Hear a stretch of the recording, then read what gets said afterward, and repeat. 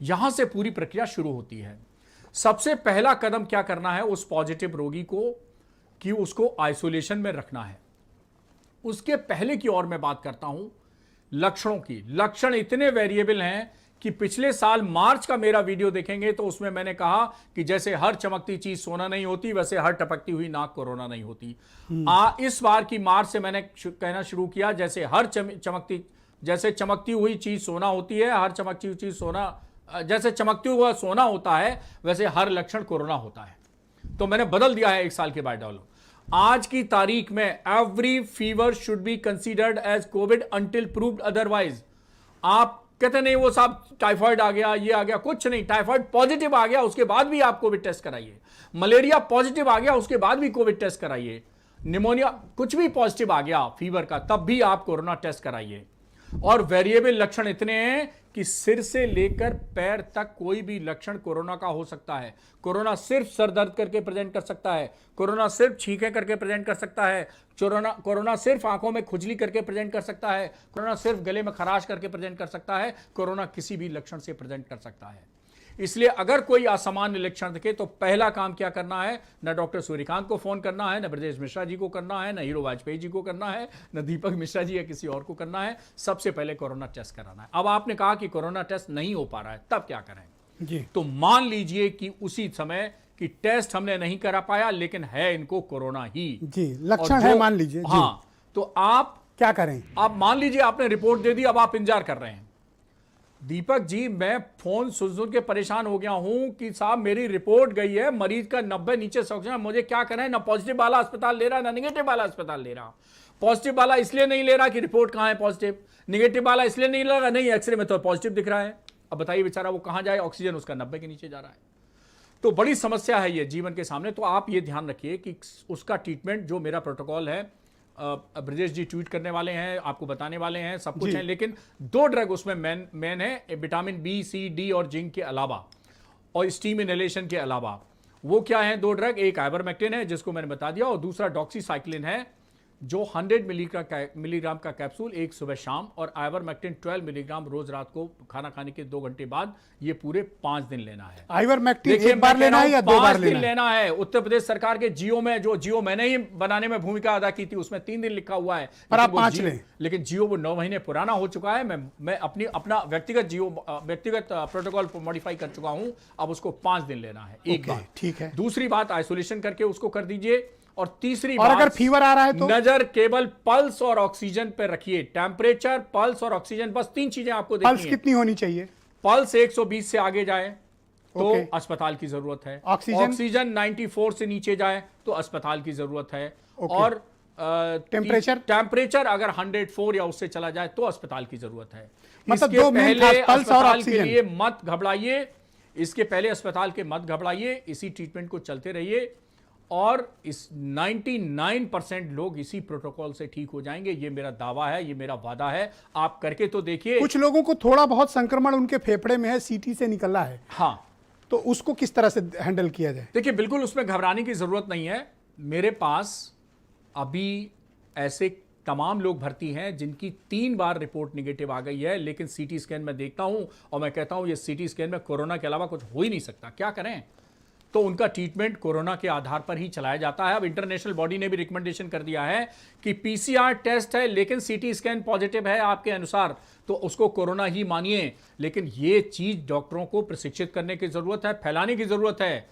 ये भाई अब हम ये ट्रीटमेंट जो आपने दवाएं अभी गिनाई हैं, मैं अगर और कुछ कितने दिन चल सकता है? जी मैं बिल्कुल ये कितने दिन, 7 दिन, 10 दिन, कितने दिन नहीं, ये ट्रीटमेंट 5 दिन चलता है और 5 दिन के बाद भी अगर फीवर परसिस्ट करता है तो आप डॉक्टर की सलाह ले सकते हैं। इसमें 90% से ज्यादा का फीवर, ऑक्सीजन सैचुरेशन, ये सब 5 दिन के अंदर ठीक हो जाएगा। केवल वही परेशानी, कुछ लोग कंप्लेन कर रहे हैं, अभी फेसबुक पे आ रहा है कि फीवर उनको हो गए 6वां दिन है, फीवर आ रहा है जी, और जब दवा लेते हैं, डोलो ले लेते हैं तो ठीक हो जाता है। हाँ, डोलो ले सकते हैं आप पैरास्टामोल जो है 500 mg, और जिनका वजन 60 किलो से ज्यादा है वो 650 मिलीग्राम ले सकते हैं दिन में। 1 बार नहीं, 2 बार नहीं, 3 बार नहीं, 4 बार नहीं, 5 बार। जो 60 प्लस है वो 650 mg की, जी, जो 60 प्लस है वो 650 mg की ले लें, और जो 60 किलो से नीचे ज्यादा है वो 500 mg की पैरास्टामोल ले लें। ओके जी, ऑलराइट। और कोई प्रिकॉशन आपको? और रेगुलर सीटी स्कैन भी कराएं? हाँ, सीटी अगर 94 सीटी कितने दिन में अगर कोई रिजल्ट आ गया तो से कितने नीचे दिन में? सैचुरेशन जाता है तो सीटी स्कैन कराने की जरूरत पड़ती है। और सीटी स्कैन में एक सीटी स्कोर होता है जिसमें 25 में से नंबर दिए जाते हैं, वो डॉक्टर कैलकुलेट करके कितने पे बताता को है। डेंजरस मानते हैं? 18 के ऊपर है तो हम लोग कहते हैं कि नहीं, ये थोड़ा सीवियर है, उनको 18 से भर्ती होना नीचे- चाहिए। लेकिन 25 में 18 तब मानेंगे देखिए, आप भर्ती सीवियर? भर्ती 3 ही मुद्दे हैं। सीटी में 19 आ गया मान लीजिए, और लेकिन फीवर नहीं है या 100 के करीब है, और ऑक्सीजन सैचुरेशन जो है वो 94 से ऊपर बना हुआ है, और पल्स जो है वो 100 से नीचे बनी हुई है, 120 से, तो भर्ती होने की जरूरत नहीं है। ओके। और भर्ती के लिए वही 3 क्राइटेरिया हैं जो मैंने बताया।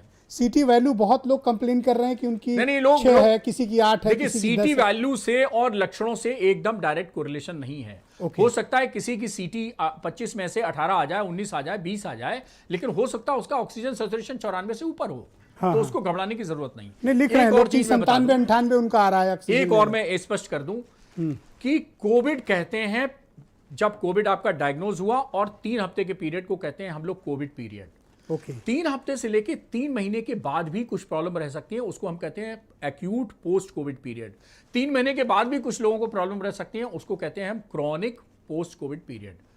तो सब 3-3 का फॉर्मूला है। पहला 3 हफ्ता एकदम कोविड, 3 हफ्ते से 3 महीना ये एक्यूट पोस्ट कोविड, और 3 महीने के बाद क्रॉनिक पोस्ट कोविड, मतलब कोविड में अस्पताल से छुट्टी होने के बाद या निपट जाने के बाद। अच्छा, एक सवाल और है जो बहुत लोग सवाल पूछ रहे हैं, वो भी बाद में एक डॉक्टर अंतिम से- सवाल है जी उसमें ये पूछ रहे हैं कि पोस्ट कोविड, जिसको कोविड हो चुका और वो ठीक हो गया है जी, उसको क्या देखिए, करना चाहिए? पोस्ट कोविड में भी 17-18 तरह की तकलीफें हैं, किसी भी अंग की तकलीफें हो सकती हैं, उसको कुछ नहीं करना चाहिए।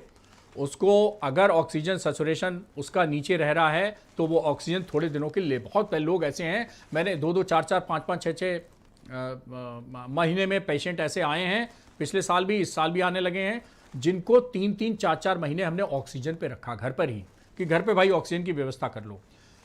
तो ऑक्सीजन घर पे ले सकते हैं जिनका सैचुरेशन जो है वो नीचे रह रहा है 94 से नीचे। जी। कुछ लोगों को खांसी आएगी, कुछ लोगों को चलने में सांस फूलेगी, तो कुछ लोगों को हमने इनहेलर दिए, उस इनहेलर से ठीक हो जाते हैं। कुछ लोगों के अंदर फाइब्रोसिस हो जाती है, यानी फेफड़े में सिकुड़न हो जाती है, तो उसके लिए प्राणायाम है, ब्रीदिंग एक्सरसाइजेज हैं, वो सब कर सकते हैं। बहुत सारी चीज़ें हैं, पल्मोनरी रिहेबिलिटेशन इसको हम कहते हैं। इस रिहेबिलिटेशन प्रोग्राम में और भी चीज़ें हम बताते हैं। बहुत से लोगों को पैनिक अटैक हो रहा है, उनको कैसे आप समझाएंगे? जी, पैनिक तो अटैक क्या है कि आप उसको सोचिए, जिसने सैंपल ले लिया और उसकी रिपोर्ट नहीं आ रही है, तो 24 घंटे तो रिपोर्ट का पैनिक रहता है। फिर रिपोर्ट वो आ गई, पॉजिटिव आ गई, तो फिर अब ये बुखार कब जाएगा, ऑक्सीजन कब गिर जाएगा।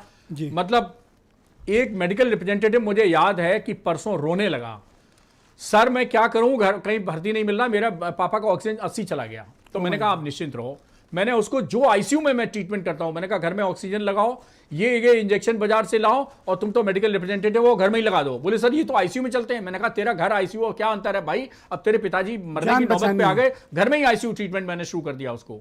और अब किंग जॉर्ज मेडिकल यूनिवर्सिटी होते हुए भी मैं उसको ये एक्सेप्ट करता हूं कि मैं 2 दिन बाद उसको एडमिशन करा पाया।